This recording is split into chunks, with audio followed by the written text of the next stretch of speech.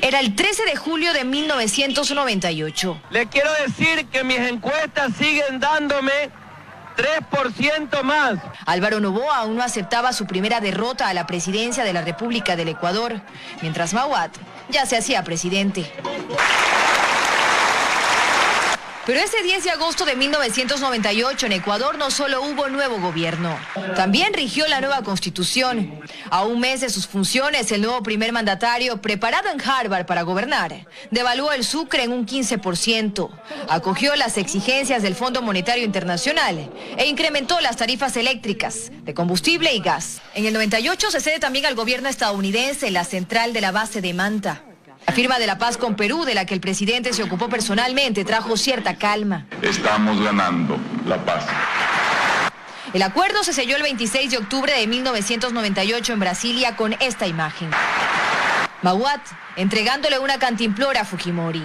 Quizá pensando que por este momento de la historia iban a ser recordados, sin saber el complicado destino político que tendrían ambos. En el 98, el Congreso aprobó la Ley de Reordenamiento en materia económica, que dio vida a la Agencia de Garantías de Depósitos, para salvar al sistema bancario. Es decir, para que, como pasó, el Estado se haga cargo de la deuda de la banca.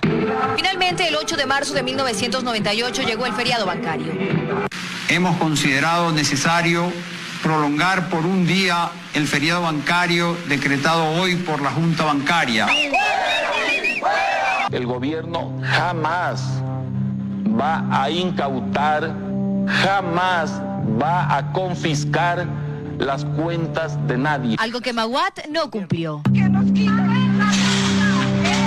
Por 5 días cerraron los bancos. Fueron intervenidos 11 establecimientos. Se congelaron los depósitos de más de 2 millones de sucres por un año. El 70% de los bancos cerró. La desesperación se apoderó de familias enteras en Ecuador, donde incluso hubo suicidios. El Estado comenzó también a controlar a Filambanco, mientras los hermanos William y Roberto Isaías, hoy prófugos, huyeron del país. Fernando Aspiazu, gerente propietario del Banco del Progreso, fue acusado de peculado y detenido, pero no en silencio. ¿Qué pasó con los aportes que entregó el señor Fernando Aspiazu para la campaña que llevó a la presidencia al doctor Yamil Mahuad? Mientras las protestas, gritos y lágrimas no paraban, más de 3 millones de ecuatorianos comenzó a hacer maletas. Se da la mayor ola migratoria del país. Y sus remesas se convierten en el segundo rubro de ingresos en Ecuador. Que entiendan un poco por qué algunas decisiones como las que yo tomé eran necesarias para el país. Estas declaraciones las dio Mahuad 5 años después de ser derrocado. ¿Fue Mahuad el causante de la crisis o fue Mahuad la persona que manejó la crisis? Esa pregunta para mí es fundamental. Roberto Isurieta, quien fue su director de comunicación, no cree que es justo recordarlo como el responsable de la crisis. En un movimiento desesperado, Mahuad llama a la dolarización el 9 de enero del 2000. El cambio fue drástico y el costo de conversión injusto para quienes tenían sus depósitos en sucres. $1 equivalía a 25.000 sucres en ese entonces. Pero sus cálculos ya no alcanzaron. ¡Sigue el paro, señor periodista! Esta imagen de militares dando paso a los indígenas para que se tomen el Congreso Nacional y el Palacio de Gobierno demostró que ya no había vuelta atrás. Yamil Mahuad, el 21 de enero del 2000, pasó a la lista de presidentes derrocados en Ecuador. Y sube el autoproclamado Gobierno de Salvación Nacional con Lucio Gutiérrez y Antonio Vargas, presidente de la CONAIE. Un presidente derrocado no abandona el cargo, simple y llanamente porque está derrocado, no tiene los elementos para poder ejercerlo. Y esa es la verdad. Y fue el general Carlos Moncayo, hermano de Paco Moncayo, quien fue a decirle la clásica frase al presidente Yamil Mahuad: las Fuerzas Armadas le quitan el respaldo, señor presidente Yamil Mahuad. Y en ese momento se cayó el presidente Yamil Mahuad, no fuimos nosotros. Esa noche hay triunvirato en Ecuador, pero después, el vicepresidente Gustavo Noboa asume el cargo. Hoy, 19 años después, Noboa niega haber sido un vicepresidente conspirador. Se declara inocente también del feriado bancario y de la dolarización. Yo me sentí lastimado, pero agradecí a Dios no haber conocido nada. ¿Sabe por qué? Porque no fui cómplice. Y esa es mi felicidad más grande. Sin embargo, mantuvo las medidas económicas de Maguad. Gustavo Noboa logró la renegociación de la deuda externa, pero aumentó las tarifas de transporte público.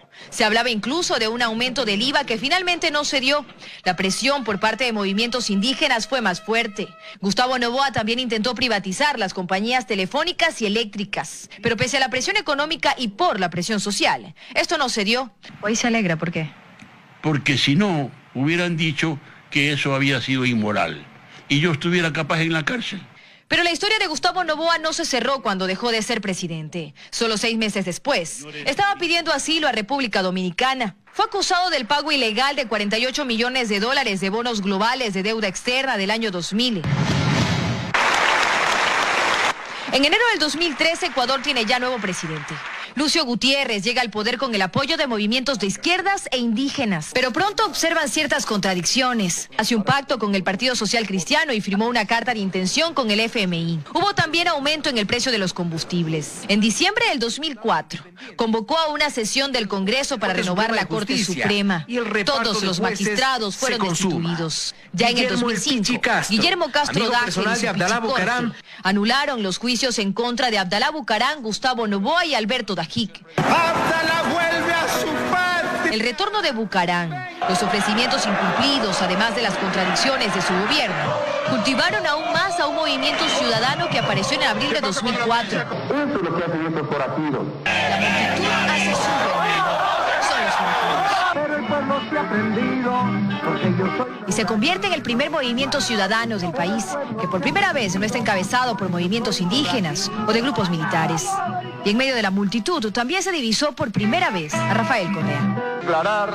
Pero respaldado aún por las Fuerzas Armadas, Lucio Gutiérrez declaró estado de excepción. Declárase cesantes los magistrados de la actual Corte Suprema de Justicia. Bucaram debe volver al exilio a Panamá, pero nuevamente la suerte estaba echada. El 20 de abril del 2005 las Fuerzas Armadas le retiraron su apoyo y queda registrada su ida de Carondelet. Se va Gutiérrez. Se va Lucio Gutiérrez, señores. Gutiérrez sale por los techos a bordo de un helicóptero de emergencia. Mientras, en Ciespa, el Congreso Nacional comenzaba a escribir la otra parte de la historia. Dayana Monroy, 24 horas.